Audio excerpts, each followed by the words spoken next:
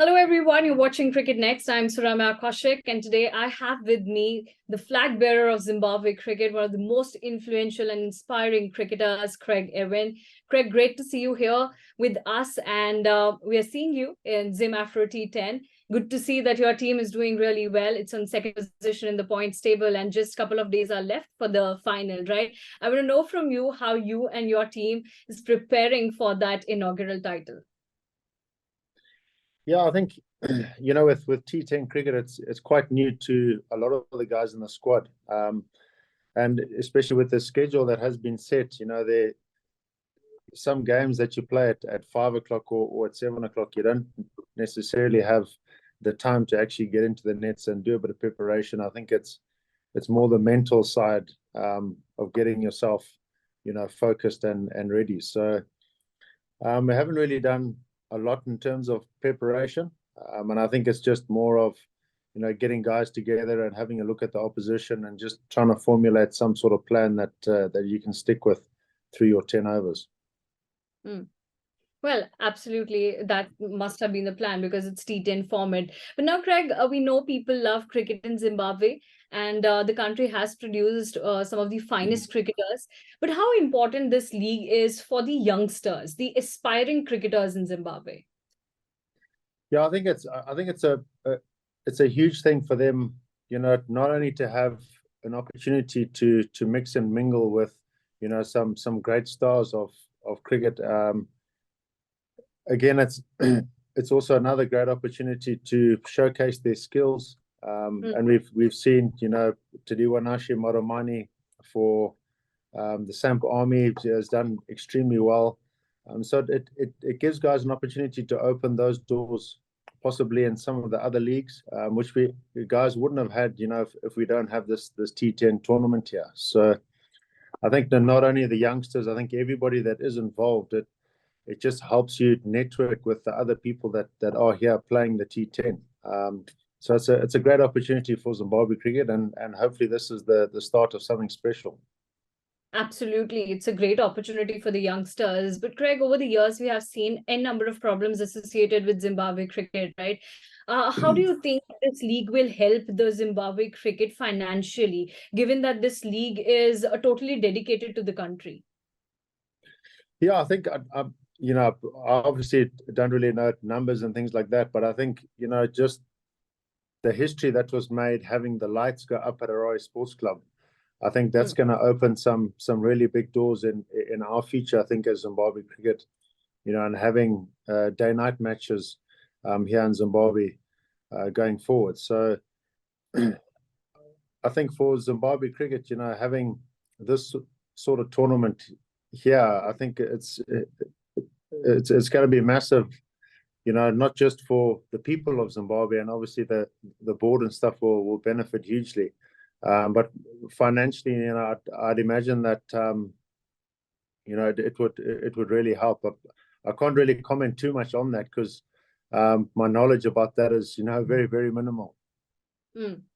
But yeah, obviously it must have helped the whole country because Zimbabwe really needed such kind of a league. Now, let's come to your team. For us, we have seen how your team has performed. And for us, Hazratullah Zazai was quite consistent and he has impressed quite a lot of people out there. I want to know from you who impressed you the most. It could be any cricketer from the other team as well. But in the given format and given league, who impressed you the most? I think...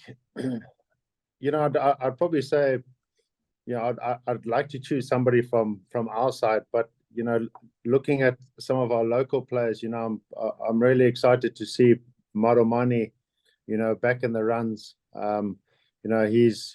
He hasn't really played a lot of international cricket of late. He's been in the mix, being in the squad and that, but he hasn't actually got a lot of game time. So to see him come into a tournament like this, and being drafted in as one of the locals for the Samp Army and see him getting some runs, I think he's really impressed me because he did well in our local T10 competition, and obviously this is just a higher standard that he's playing. So to see him do well again, I think is very special.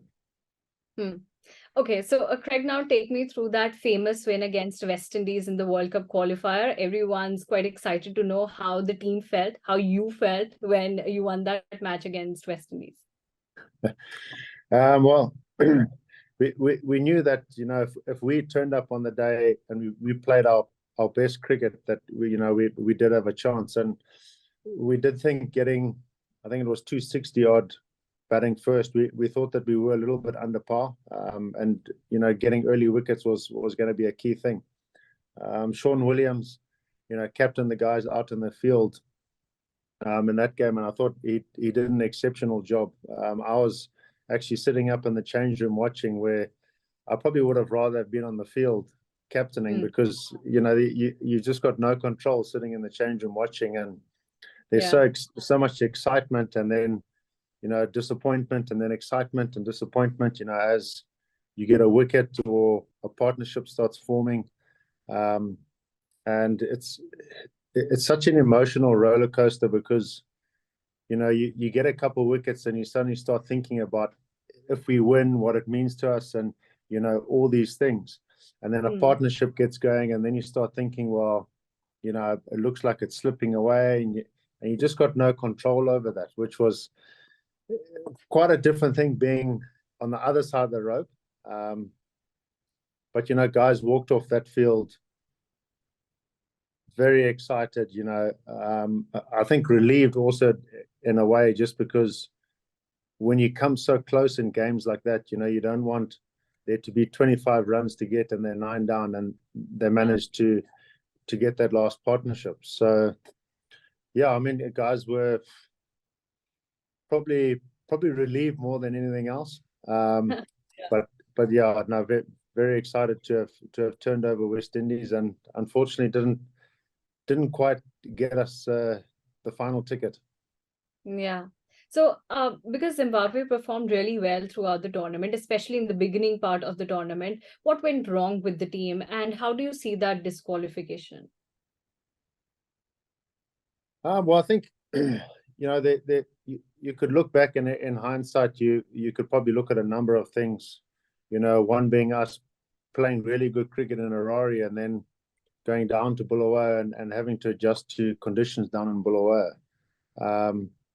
So, you know, when I do look back at it now, Sri Lanka were a very good side, and there were just certain points in both games where it almost just changed the game on its head. So, you know, Tikshana's spell against Sri Lanka was really good in the middle, and then against Scotland, you know, Chris Soule's spell up front was also incredible. And I think you have to accept that the fact that sport sometimes goes that way, and you know, that those two performances, I think, were the turning points in both games. Well, yeah, because the team performed pretty well. And do you think that ZimAfro T10 came at the right time? Because I know it's not easy to cope up with that kind of a loss, because you guys were performing really well. But obviously, you have to move on. So do you think that ZimAfro T10 quite helped the Zimbabwean cricketers and people of the country as well?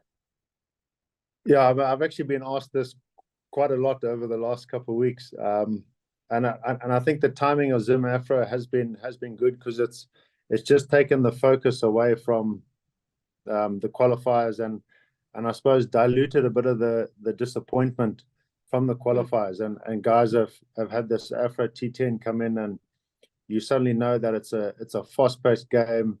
You know, you got to hit the ground running, and you've got all these exciting players that have come to Zimbabwe. So I think it has been really good timing.